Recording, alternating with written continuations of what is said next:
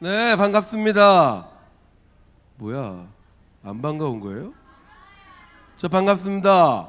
네, 감사해요. 아유, 이제 뭐 계약하고 나니까 이제 새로운 삶이 막 이게 시작되죠, 그죠? 여러분 너무 힘들어하지 마세요. 우리 다음 주만 지나면 추석 연휴예요, 그죠? 아, 그리고 그 다음 주 지나면 중간고사, 그죠? 아, 좋아요. 너무 행복하다, 그죠? 한 번도 이렇게 정체하는 인생이 아니잖아. 너무 행복한 시간이에요. 자, 오늘 말씀 읽겠습니다. 여호수아 2장 8절이에요. 여호수아 2장 8절부터 우리 번갈아 가면서 읽겠습니다. 제가 먼저 읽을게요. 두 사람이 눕기 전에 라합이 지붕에 올라가서 그들에게 이르러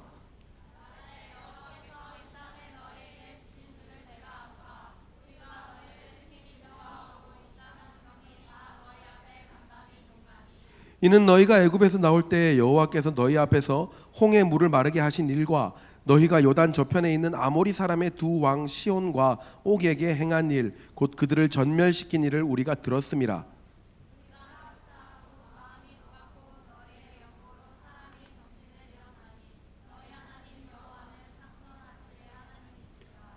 그러므로 청하노니 내가 너희를 선대하였은즉 너희도 내 아버지의 집을 선대하여 나의 부모와 남녀 형제와 무릇 그들에게 있는 모든 자를 살려주어 우리 생명을 죽는 데서 건져내기로 이제 여호와로 맹세하고 내게 신실한 표를 내라.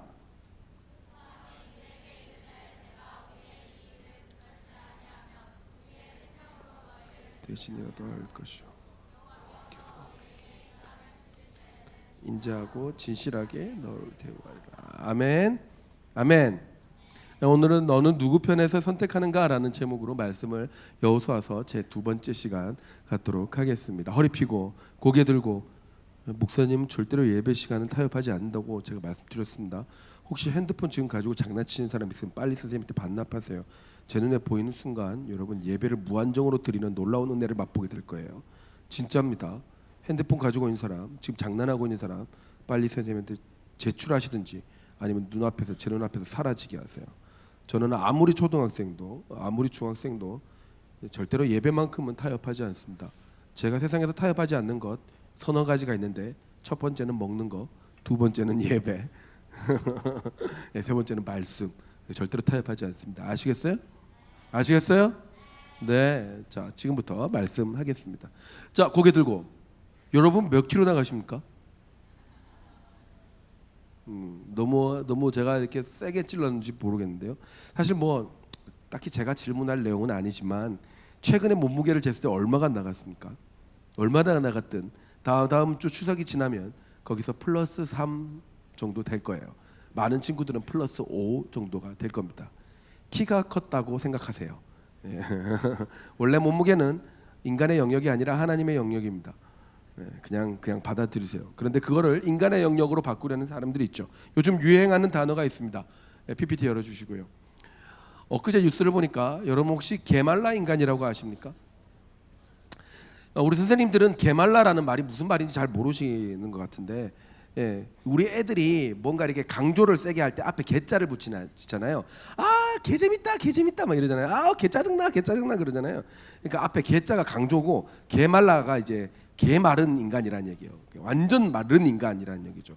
이게 오죽했으면 신문에 나왔느냐 이렇게 엊그제 뉴스에 나왔는데 뭐라고 하냐면 되게 마른 인간 이걸 게말라 인간이라고 하는데 왜 신문에 나왔냐?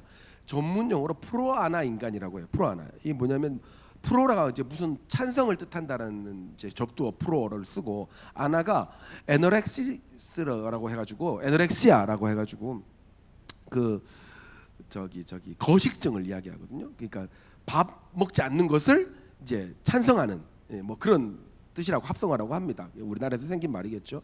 그러니까 거식증, 밥 먹지 않는 것을 찬성한다, 환영한다, 뭐 이런 뜻이라고 그런 인간들이라고 해요. 그러니까 마른 몸매, 아이돌 같은 몸매를 위해서는 밥 먹지 않고 내 몸이 상하는 것도 환영하는 게 요즘 유행이 되어 있다는 겁니다. 어떻게 하면 마른 몸매가 되는가? 이 게말라 인간들의 유형을 보니까요. 첫 번째, 일단 무작정 굶어요. 무조건 굶습니다. 그러다가 도저히 못 굶으면 폭식을 합니다. 두 번째, 폭식을 했다가 먹자마자 토해내는 작업을 해요. 여러분 그거는요 식도 다 망가뜨리는 일이고 성대 다 망가뜨리는 일이거든요. 먹자마자 토하고 그리고 혹시나 내가 토하는 시기를 놓쳤으면 변비약을 그렇게 먹어야 된다고 합니다. 그래서 막 다 막 위아래로 다 빼낸대요. 그러니까 절대로 해서는 몸을 망치는 절대로 해서는 안 되는 여러 가지 방법을 특별히 우리 중고등부 학생들이 그렇게 많이 사용한다고 합니다. 인터넷을 찾아보니까 게말라에 대해서 간증을 되게 많이 해놨더라고요. 이게 어떤 간증 보니까 이렇게 이야기해요. 여러분, 태초부터 마른 아이는 거의 없어요. 내 친구는 60kg였는데 프로 하나 열심히 해가지고 현재 38kg를 잘 유지하고 있어요. 여러분, 절대로 포기하지 말고 게말라 끝까지 모든 방법을 다 동원해서 끝까지 합시다. 이렇게 써놨어요. 여러분, 이게 옳은 걸까요? 여러분, 옳은 걸까 잘 모르겠어요. 물론 제가 봤을 때 우리 친구 중에는 없어요. 우리 친구들 중에는 한 명도 수련회나 행사를 해보면 개 많이 먹어서 그렇지 게말라는 절대로 없을 것처럼 보입니다. 그런데 여러분, 만약에 이런 사회적 풍토가 진짜 세게 나온다면 여러분 어떻게 하시겠어요? 전문가들이 뭐라고 이야기를 하냐면 이런 프로아나 거식증에 걸리면 치사율이 무려 15%래요.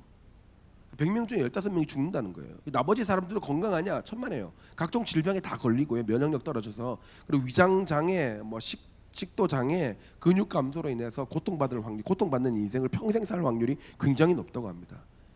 그렇다고 그럼에도 불구하고 세상이 좋아한다고 다 따라갈까요? 여러분, 성경적 미는요 이렇지 않아요. 성경적 미는 잠언에 보면 31장에 성경에서 미인을 뭐라고 이야기하느냐, 현숙한 여인에 대해서 이렇게 이야기해요. 잘 다 읽어보니까 성경은 게말라가 아니라 개튼튼을 이야기하고 있어요.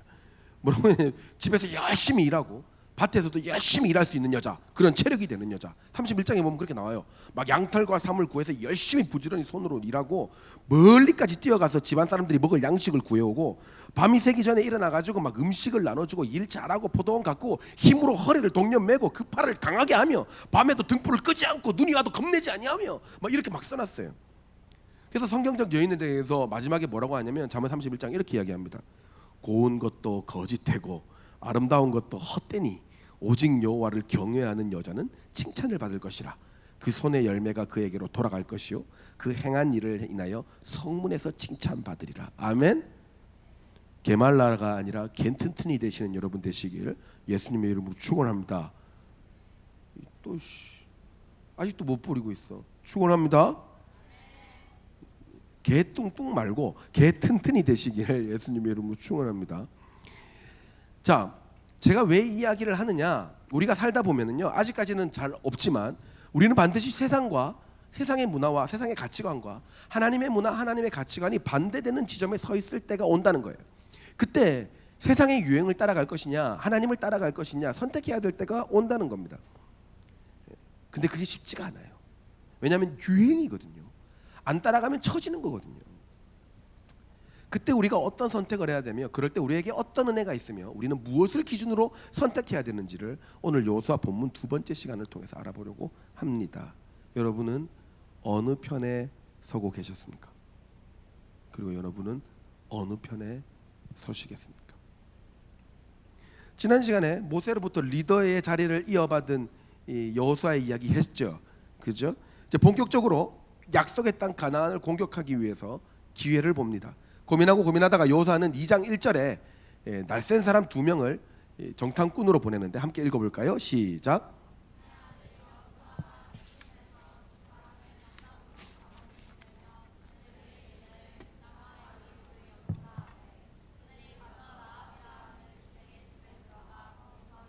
네, 아주 치밀합니다. 여러분, 이게 모세한테 배운 거거든요. 모세도 가나안 땅이 보이자마자 정탐꾼 2명을 보내서 보고 오게 해요. 그 정탐꾼 중에 한 명이 여호수아였어요. 그러니까 여호수아도 한 대로 본 대로 정탐꾼을 보낸 거예요. 보냈는데 여러분, 이게 굉장히 우리한테 주는 시사하는 바가 큰 게, 아무리 하나님께서 약속하신 땅이라 하더라도, 아무리 우리에게 주신 땅이라 하더라도 이 땅은 악하기 때문에 우리는 늘 진지하게 고민해보고 정탐해야 되고 신중해야 됩니다. 우리는 이 땅을 살아가는 모든 순간에 신중함을 잃어버리면 안 돼요. 그런 사람이 있죠. 막 나가는 사람, 막 길 정해지면은 막 그냥 하는 사람. 여러분, 이 사람 때문에 여러 사람 피곤해집니다. 수련회 은혜 받았다고 무조건 목사 되겠다고 하는 사람, 이런 사람들이죠. 엄청 피곤해요. 그 사람 인생도 피곤해지고, 그 사람 교회도 피곤해지고, 그 사람 애들도 피곤해지고, 다 피곤해지는 거예요. 막 은혜 받았다고 선교사 가겠다고 막 직장 바로 때려치우고 아프리카로 막 티켓부터 끊는 사람, 이게 제발 그러지 말고 제발 신중하게 그렇게 하세요. 제 지난번에 어떤 청소년 집회 가가지고 강의를 하는데 제가 강의하는데 이렇게 멘트를 했어요. 여러분, 도대체 누가 순전한 하나님의 말씀을 전하는 자로 헌신하겠습니까? 누가 그렇게 하나님의 말씀을 세상 가운데 보여주시겠습니까? 제가 이렇게 전했는데 이게 사실은 이게 누가 목사가 되겠습니까? 이 말이 아니었어요. 누가 하나님의 말씀을 지키며 그걸 삶으로 보여주겠습니까? 이 맥락 가운데 한 얘기거든요. 근데 앞에 계속 자빠져 자다가 그 말 딱 듣더니만 갑자기 눈이 떠졌는데, 어떤 꼭 보면 이제 신앙이 좋지는 않은데 이게 좋은 척하는지 뭐 하여튼 그런 애들이 한 명씩 있잖아요. 제가 하겠습니다 하면 손을 드는 거예요. 막 갑자기 막 제가 목사가 되겠습니다 막 이러는 거예요. 제가 깜짝 놀랐죠. 뭐라 할 수, 우리 애들 같으면 손 내려라 이러겠는데, 우리 깜짝 놀랐는데 그 주변에 앞뒤 좌우 애들이 표정이 하나같이 막 이런 표정인 거예요. 여러분, 그런 사람은요 되면 안 돼요. 전 진짜 안 돼요. 내가 목회자가 되고 싶다? 제일 먼저 담당 목사님한테 물어보고, 부모님하고 상의해보고, 친구들한테 물어봐서 니는 내 친구지만 진짜 목사님 했으면 좋겠다라고 생각하면 1차 오케이. 두 번째, 내가 객관적으로 책을 좋아하는가, 내가 공부하는 걸 좋아하는가, 내가 연구하는 걸 좋아하는가, 그리고 내가 말씀 전하는 걸 좋아하는가, 내가 하루에 기도를 1시간 이상 할 수 있는가, 그리고 내가 친구 관계가 아무 것 없이 잘할 수 있는가, 그리고 내가 아무 음식이나 잘 먹을 수 있는가, 그리고 내가 어떤 억울한 일이 있어도 먼저 미안하다 할 수 있는가, 그리고 그 억울한 일들을 참아낼 수 있는가, 그러면서도 정신병 안 걸릴 수 있는가, 그런 거 다 따져보고 해야 된다고요. 신중하게. 그렇게 안 하면 자기 가족도 고생이고 자기도 고생이고 교회도 고생이에요. 뭐 어쨌든 간에 그뿐만 아니에요. 어떤 비전이든 하나님이 내게 주신 영역이라고 생각이 되면 거기서 그냥 내지르지 마시고 진짜 내가 자질이 있는가 전문가한테 상담하고, 그리고 먼저 간 길을 보고 정탐해야 된다고요. 진짜 내가 저기로 가도 되는가 신중해야 된다고요. 여호수아는 그렇게 했다고요. 정탐을 시켰어요. 근데 정탐꾼들이 들어가서 어디에 갔느냐? 아까 말씀드렸지만 누구의 집에 들어갔어요? 라합. 근데 그 라합의 집이 어떤 집이었어요? 기생의 집이었어요. 장소가 중요합니다. 왜 기생의 집이었을까요? 왜? 여러분, 이게 좀 죄송해요. 조금 더 내가 좀 야성적으로 표현해 볼까요? 기생의 집은 창녀의 집이에요. 그러니까 조금 더 우리가 격하게 이야기를 하면, 우리나라 전통 영화에서 나오는 기생의 집과 똑같아요. 기생의 집. 그러니까 밤마다 술이 많고 여자가 있고 지나가는 나그네들이 유숙을 하는데 돈에 술을 팔고 웃음을 팔고 잠자리를 파는 곳, 그게 기생의 집이에요. 모든 지나가는 나그네들, 신혼 불명의 사람들을 다 상대하는 아주 시끌벅적하고 소위 천한 곳, 그리고 타락한 곳, 아무도 신경 쓰지 않는 가장 낮은 곳, 어두운 곳, 그곳에서 무슨 선한 일이 일어나며 무슨 대단한 일이 일어나겠어요. 그러니까 거기 숨어든 거예요. 아무도 신경 안 쓸 거니까. 어차피 나그네가 있는 곳이니까 의심을 안 당할 거잖아요. 그런데 기가 막히죠. 왕은 압니다. 여리고 왕은 알아요. 여러분, 어느 자리든 리더가 되면 각종 정보가 다 들어옵니다. 저도 그냥 중등부만 할 때, 그냥 고등부만 할 때와 그리고 제가 이렇게 디렉터를 할 때 들어오는 정보의 질이 달라요. 아이들에 대한 정보의 질이 달라요. 여러분들을 제가 다 알고 있습니다. 그래서 딴짓 할 생각하지 마세요. 교회에 CCTV가 몇 개인 줄 아세요? 다 정보가 들어옵니다. 헛짓 하지 마세요. 어두워도 CCTV는 밝게 보고 있습니다. 다 있다니까요. 정보가 달라요. 그러니까 여리고 왕은 오죽했겠어요. 우리도 마찬가지예요. 여러분, 우리 CCTV 하루에 80번씩 찍히는 거 아세요? 평균? 다 있다니까요. 근데 문제는 이제 여리고 왕은 더 많은 어떤 정보들이, 더 세련된 정보들이 있었겠죠. 그러니까 이스라엘 백성들이 이 스파이로 들어온다는 것을 정보로 취득한 거예요. 그 지역에 들어왔겠구나. 그래서 그 지역에 나그네가 갈 만한 곳을 다 들어갑니다. 막 들어가서 이 집 저 집 다 찾아내요. 얼마나 그 정탐꾼들이 무서웠겠어요. 여러분 생각해 보세요. 자, 라합은 결정해야 될 때가 오는 거예요. 자, 저 집에 들어갔어. 경찰들이. 그다음 저 집에 들어갔어. 이제 라합 집에 들어올 때가 된 거예요. 자, 라합은 여리고 자기가 사는 여리고 왕의 편에 서서 이 정탐꾼을 고발해야 될까요? 아니면 자기가 한 번도 본 적이 없는 이스라엘 백성인 이 스파이들의 편에 서야 될까요? 상식적으로 누구 편에 서야 돼요? 왕 편에 서야죠. 자기가 왕 백성인데 그게 상식이지요. 안 그래요? 거기다가 뭐 라합이 무슨 대단한 정치인이며 이 사람들을 뭐 해줬다고 뭐 엄청난 억만금을 받을 것도 아니잖아요. 오히려 이 사람 고발해가지고 포상금 받으면 그게 훨씬 낫지. 여러분 생각해보세요. 진짜 여러분은 북한에 간첩이 쳐들어왔다. 무장 간첩이 들어와가지고 여러분 집에 확 잠깐만 네 방에 서 있자. 하면 다 숨어있자 하면서 침대 밑에 숨어있어요. 근데 우리나라 경찰 국정원에 들어와서 이 방에 혹시 북한 사람 들어왔나? 그러면 여러분 아니요 안 들어왔는데요. 이럴 거예요? 몰라, 현빈이라도 간첩이 돼서 들어오면 그러겠지. 근데 그럴 리가 없잖아요. 안 그렇잖아요. 안 그래요? 그러니까 라합 입장에서는 이건 애매한 상황도 아닌 거야. 바로 고발했어야죠. 그런데 성경에서는 뭐라 그러냐면 라합이 거짓말을 합니다. 이 정탐꾼을 살려요. 왜? 왜? 경찰들이 이게 2장 1절에서부터 쭉 보면 경찰들이 그렇게 나와요. 딱 와서 야, 이 집에 왔어? 이 집에 사람 왔어? 그러니까 라합이 진짜 얼굴색 하나도 안 변하고 아까 오긴 왔는데요. 우리 집에 워낙 많은 나그네들이 와가지고 그 사람들이 누군지 저 모르는데 왔다가 금방 갔어요. 저쪽으로 빨리 갔어요. 거짓말 완전 장난 아니야. 완전. 역시 밤의 여인. 거짓말 장난 아니야. 확 가버린 거예요. 그러니까 사람들이 그래 그러면서 그 말에 싹 속아서 가버렸어요. 제가 이때 혀를 내둘렀어요. 진짜 완전 탄성을 지었어요. 왜냐하면 여러분 그 보통 사람을 경찰로 보냈겠어요? 아니에요. 간첩이 왔는데 우리나라 같으면 국정원, 미국 같으면 CIA가 왔어요. 이런 사람들은 표정만 보면 딱 알아요. 제가 이걸 왜 아느냐? 우리 아버지가 38년 수사과에 있었거든요. 형사과, 수사과, 경찰이셨어요. 정년퇴임 하셨는데 38년, 40년 동안 그 형사 생활을 하셨다고요. 그래서 우리 삼형제는 거짓말을 못해요. 아버지 앞에는. 그리고 엄청 정말 인자하셨는데 딱 잘못한 거 걸리는 순간 아작이 나요. 이런 말 써도 죄송한데 진짜 이 말밖에 안 떠오르네요. 아작이 나요. 묶여서. 진짜 무서우셨거든요. 진짜. 딱 그래서 거짓말하는 것 보면 아버지가 딱 놓고 내 얼굴 딱 보면서 거짓말하는 희한하게 알아요. 범죄 취조하듯이 해버리면 덜덜덜 떨리거나 이게 있어요. 막 pin세하게 떨리는. 네 지금 거짓말하는구나. 이러면 거짓말한다 이렇게 말을 못해요. 아버지 막 이렇게 말씀밖에 못해요. 그래서 우리 엄마가 아버지가 이제 다른 고장에서 경찰 생활을 하셨기 때문에 일주일에 한 번만 오셨었거든요. 우리 어머니가 아들 3명을 키우는데 얼마나 힘들었겠어요. 아들 3명이 다 저만 했거든요. 그러니까 막 한 번 엄마한테 대들면 엄마는 어마어마한 깡패들이 덤벼나가고 똑같은 느낌이 그냥 우리 어머니는 더 큰 깡패이셨지만 뭐 어쨌든 막 어마어마하게 막 했거든요. 아들 3명이서 안 해! 그럼 엄마한테 막 대들고 얼마나 그랬겠어요. 청소년식 때 안 해! 싫어! 그러면 어머니가 하다 안 되면 안 되겠다. 딱 전화기를 딱 눌러요. 그리고 아버지가 그때 구미에 계셨거든요. 구미 국번이 054예요. 054 딱 누르는 순간 엄마 잘못했어요. 진짜 거짓말하고 진짜 3명 다 엄마 잘못했어요. 제가 안 그럴게요. 진짜 아버지한테 전화하려는 그 순간 그렇게 돼요. 야 이거는 뭐 답이 없어요. 진짜 아버지한테 이거 아들이 나도 그 청사 앞에서 그 꼼짝을 못 하는데 여러분 이 여인이 간첩을 숨겨주는데 그 얼굴 하나를 안 벗기고 그렇게 거짓말을 했다는 게 이게 어떤 일인 줄 아세요? 목숨을 걸었다는 이야기예요. 목숨을. 생명을 걸고 거짓말했다는 얘기예요. 내가 이거 거짓말로 안 넘겨뜨리면 내가 죽는다라는 마음으로 했다는 얘기예요. 여기서 물음표가 뜨는 거죠. 왜 이런 포커페이스를 했을까? 상당히 애매하죠.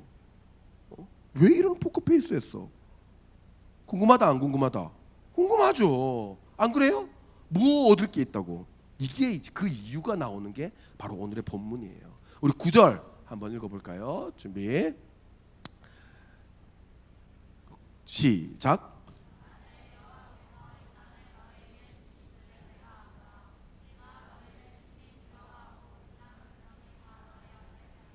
오케이. 자, 숨겨놔서 저기 지붕에서 이렇게 거적을 덮고 이제 숨어있던 그 정탐꾼한테 가서 경찰들이 가고 난 다음에 그 이유를 이야기하는 거예요. 라합이 뭐라고 이야기냐면 여호와께서 이 땅을 너희에게 주신 줄을 내가 안다는 거예요. 야 진짜 기가 막혀. 기생 라합이 뭐라 그러냐면 내가 지금 살고 있는 여리고는 이미 너희들 땅이다. 너희가 믿는 신인 하나님이 너희한테 줬다는 것을 내가 안다. 내가 믿는다라는 거예요. 야 이게 무슨 말이에요? 이 사람 완전 매국노 아니야? 어? 근데 여러분 들으면 기가 막혀요. 이게 무슨 말이냐면 자기가 여관에서 살다 보니까 기생하다 보니까 나그네들이 많이 왔다 갔다 하면서 어떤 이야기를 했냐면 하나님 이야기를 엄청 많이 한 거예요.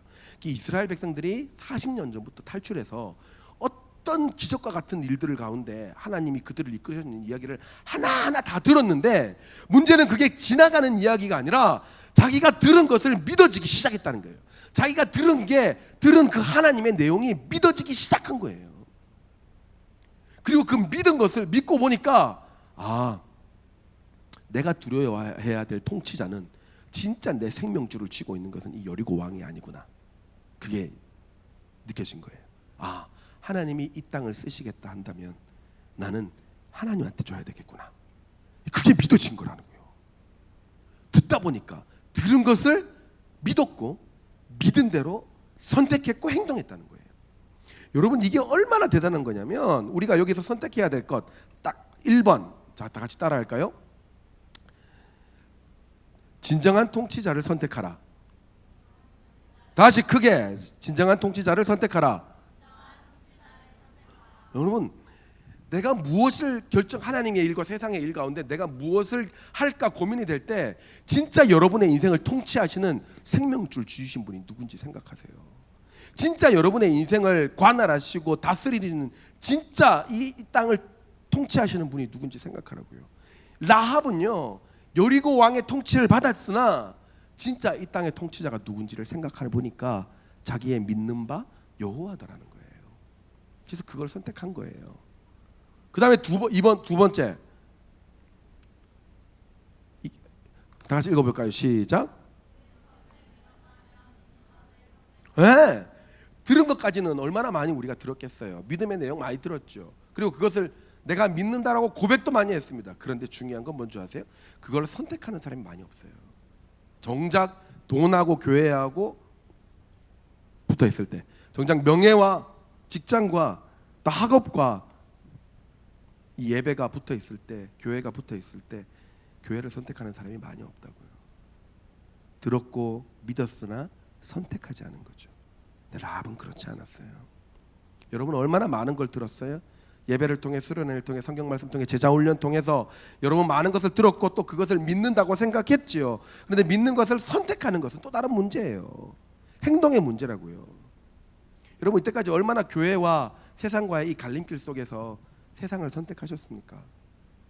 여러분 앞으로 수많은 선택의 길 가운데 여러분 더 놓일 거예요. 교회의 일을 선택하는 게 당장 손해보는 것 같다고요? 천만에요. 여러분 통치자가 누군지 보시라니까요. 통치자가 누군지 보세요. 그리고 제발 그거를 믿으시라고요. 저는 제가 아까 우리 가족 이야기를 했는데 우리 형님이 있어요. 우리 형님은 스스로가 나일론 신자라고 그렇게 이야기를 하시는 분이시거든요. 근데 나는 우리 형을 딱 한 가지 신앙적으로 인정하는 게 있어요. 이분 진짜 나일론 맞거든요. 맞는데 딱 한 가지, 자기가 믿는 것을 선택을 해요. 자기가 믿는 것이 진짜 내가 이걸 믿는다 그러면 그대로 해요. 그게 나일론인가?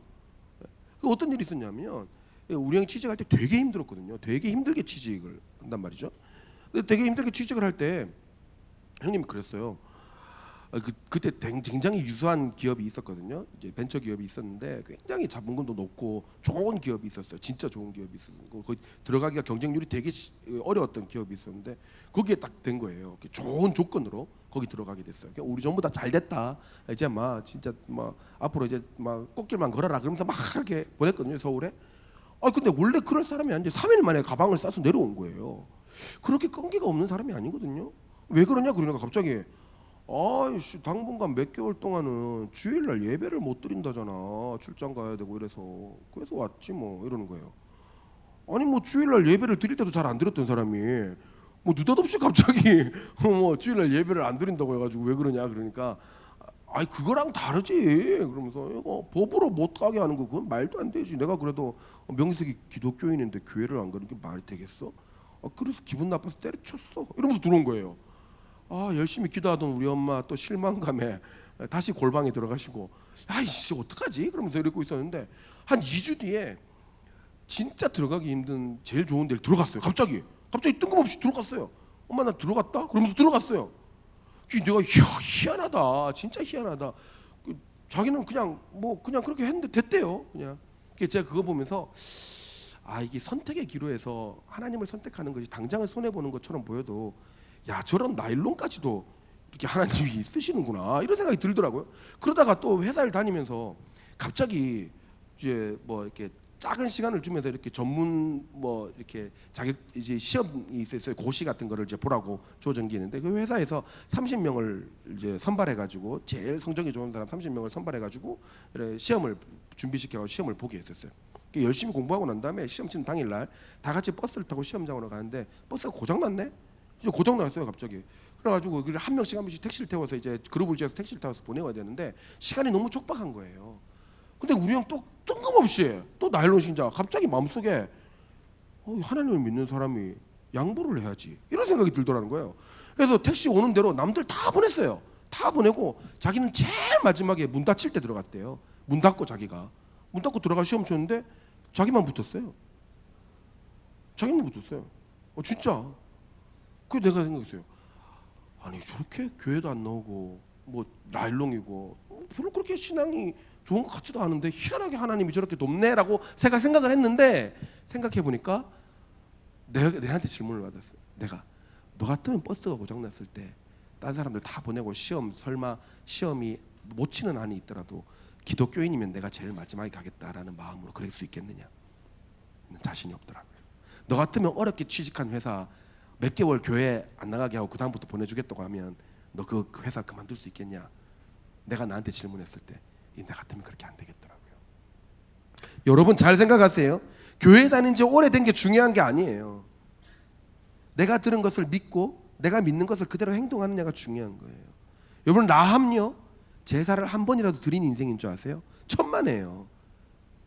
그 썩어 빠질 가나안의 우상 문화, 그 문란한 문화 가운데 평생을 살고 성막에서 제사 한 번 안 드려본 사람이에요. 예배 한 번 안 드려본 예배 한 번 제대로 드려본 적이 없는 그 삶은 최악의 문화 가운데 살고 있었고 남들은 창녀라는 그 오명을 뒤집어 쓰며 남들이 말하는 그 창녀라는 이름을 뒤집어 쓰며 밤에만 살아가는 사람이었다고요. 근데 그 사람이 하나님의 이야기가 들렸고 그 사람에게 하나님의 이야기가 들렸고 들린 그 이야기가 믿어졌고 그리고 그 믿은 이야기대로 행동한 거예요. 그게 하나님 편에 선택한 거죠. 여러분 교회 다닌 지 얼마 되셨습니까? 무엇을 들어오셨고 무엇을 믿으며 무엇을 선택하고 계십니까? 여러분 진짜 통치자가 누군지 알고 그 통치자 하나님을 선택하시는 여러분 되시기를 예수님의 이름으로 축원합니다. 그렇게 하나님 편에 서기로 했던 라합에게 어떤 일이 벌어진 줄 아십니까? 라합이 11절에 오늘 본문에 그렇게 이야기를 합니다. 내가 부탁합니다. 내가 여러분 살려준 대신에 나중에 여러분이 우리 여리고성 칠 때 우리 여리고성 확 무너질 거 내가 알아요. 근데 다 죽일 거 아는데 우리 가족은 살려주세요. 그렇게 이야기해요. 진짜로 하나님은 그 사람들을 통해 그 가족들을 살립니다. 실제로 라합의 그 선택으로 인해서 온 집안이 이스라엘 백성들이 쳐들어올 때 목숨을 건지는 구원을 받습니다. 이게 예수 십자가의 구원을 예표하는 거거든요. 사도행전에 나오죠. 주 예수를 믿으라 그리하면 너와 내 집이 구원을 얻으리라. 라합이 하나님 편에 서기를 선택했더니 라합의 가족까지 구원을 얻게 된 겁니다. 여러분 따라할까요? 나의 선택이 나를 구원의 통로로 사용되게 합니다. 우리 맨날 부르잖아요. 당신은 하나님의 언약 안에 있는 축복의 통로. 옛날에 어디 이렇게 가는데 막 카페에서 어떤 친구들이 와 나한테 그걸 불러주더라고요. 사람들 많은데 내가 이제 딴 데로 가니까 막 카페에서 막 이제 제자들이 일어나가지고 당신은 하나님의 언약 안에 얼마나 쪽팔리든지 막 부끄러워 죽지 않았나요 막. 근데 그때부터 내 최애 노래 중에 하나가 이 축복의 통로가 됐어요. 여러분도 그렇잖아요. 축복의 통로 되고 싶죠. 아멘. 근데 여러분 축복의 통로가 되는 첫 번째 조건이 뭔지 아세요? 여러분이 하나님의 편에 서 있는 거예요. 여러분이 하나님을 선택하는 거예요. 그게 축복의 통로. 오늘 라합을 보세요. 라합은 잘한 거 하나도 없는 인생이었지만 하나님 편에 섰더니 그가 축복의 통로가 돼서 그의 온 가족이 구원을 받게 되는 겁니다. 여러분 혹시 여러분 가정에 어려운 일이 있습니까? 여러분의 영역 가운데 걱정과 근심이 일어나는 일이 있습니까? 무엇을 선택해도 변화되지 않는 어려움 가운데 둘러싸여 있습니까? 여러분의 믿음이 여러분께서 여러분의 믿는 대로 믿음의 선택을 하시고 그 선택된 대로 행동하는 삶을 살 때 여러분의 가정과 직장과 영역이 변화될 줄을 믿습니다. 아멘. 이제 말씀을 마무리하려고 하는데, 여러분 이 본문에서 목사님의 마음을 가장 울렸던 대목이 뭔지 아세요? 2절의 한 문구입니다. 그들이 가서 라합이라 하는 기생의 집에 들어가라고. 기생의 집에 들어가. 여러분 기생의 집이에요. 그 시대에서도 가장 천대받고 손가락질 받던 사람, 아무도 신경 쓰지 않고 돈과 자기의 정절을 팔던, 웃음을 팔던 최악의 사람, 제일 천했던 사람, 제일 존재감 없는 사람이었습니다. 밤에만 일하고 낮에는 죽은 듯이 있는 사람, 사람에게 얼굴 밝은 데서 얼굴을 들이밀 수 없는 사람, 사회적으로 죽은 사람, 그 사람이 바로 기생이었어요. 그런데 이 사람이 하나님 편에 서니까 하나님이 이 사람을 사용하십니다. 여러분 죄송합니다. 여러분께 묻겠습니다. 여러분 기생 라합보다는 여러분 인생이 좀 낫지 않습니까? 다시 물을게요. 여러분 기생 라합보다는 창녀 라합보다는 여러분이 좀 낫지 않습니까? 근데 여러분 다시 묻겠습니다. 여러분 진짜 라합보다 여러분이 낫다고 생각하십니까? 다시 물을게요. 여러분 인생을 돌아보세요. 진짜 라합보다 여러분 인생이 낫다고 생각하십니까? 적어도 라합은 믿은 것을 선택할 줄 아는 사람이었습니다. 여러분 라합보다 나은 사람입니까? 하나님이 쓰시는 사람, 구원의 통로로 쓰시는 사람, 어떤 직장이든 어떤 직분이든 하나님의 능력이 임하는 사람은 똑똑한 게 기준이 아닙니다. 얼마나 자기 기준대로 고결하게 살았느냐가 그게 조건이 아닙니다. 그 순간에 하나님 편에 서서 하나님을 선택하느냐가 기준입니다. 여러분 이제껏 무엇을 결단했으며 어떻게 행동해 왔습니까? 많은 시간이 지난 후에 야고보가 이야기합니다. 2장 25절 기생 라합이 행함으로 의롭다함을 받았느니라. 여러분은 어떤 행함으로 하나님께서 의로운 내 사람이다, 내가 쓰고 싶은 사람이다라는 칭찬을 얻겠습니까? 여러분 가장 천박한 삶을 살았던 라합이 쓰임받았다면 여러분 우리도 쓰임받을 수 있습니다. 라합은 2장 1절에 딱 기생이라는 말 한 번 쓰이고 그 뒤에 구약은 기생이라는 말을 쓰지 않습니다. 그리고 오히려 마태복음 1장으로 넘어가면 그 믿음에 선택을 했던 라합을 통하여 다윗이 나옵니다. 다윗의 고조 할머니가 라합입니다. 그 말은 다윗의 밑으로 내려가 예수 그리스도가 라합을 통하여 나오게 됩니다. 믿음의 족보가 그 대단했던 대제사장들을 통해서 나왔던 것이 아니고 믿음의 족보가 그 대단했던 기라성 같았던 선지자들을 통해서 나왔던 것이 아니라 가장 천대받았고 가장 천했으며 가장 사람들에게 손가락질 받았던 어느 것 하나 사회적으로 내세울 수 없었던 기생이었으나 그 순간에 하나님을 선택했던 라합을 통하여 믿음의 족보는 이어지게 됩니다. 사랑하는 여러분, 지금 제가 선포합니다. 여러분이 이제껏 우리 선생님들도 이제껏 내가 어떤 개차바 같은 인생을 살았든 괜찮습니다. 이제껏 내가 어떤 개망하는 인생을 살았던 괜찮습니다. 어떤 돌이킬 수 없을 것 같은 실수, 이제는 나는 더 이상 용서받을 수 없을 거야 같은 실수를 했다 하더라도 실제로 사람들이 개쓰레기 같은 인생이라고 이야기하는 그런 인생을 살았다 하더라도 괜찮습니다. 지금 내가 이제 하나님 편에 서겠습니다. 이제 내가 하나님 편에서 행동하겠습니다. 그렇게 결단하십시오. 그러면 여러분이 이때까지 살았던 그 삶과 상관없이 하나님이 여러분 편이 되실 겁니다. 하나님이 여러분을 들어 사용하실 것입니다.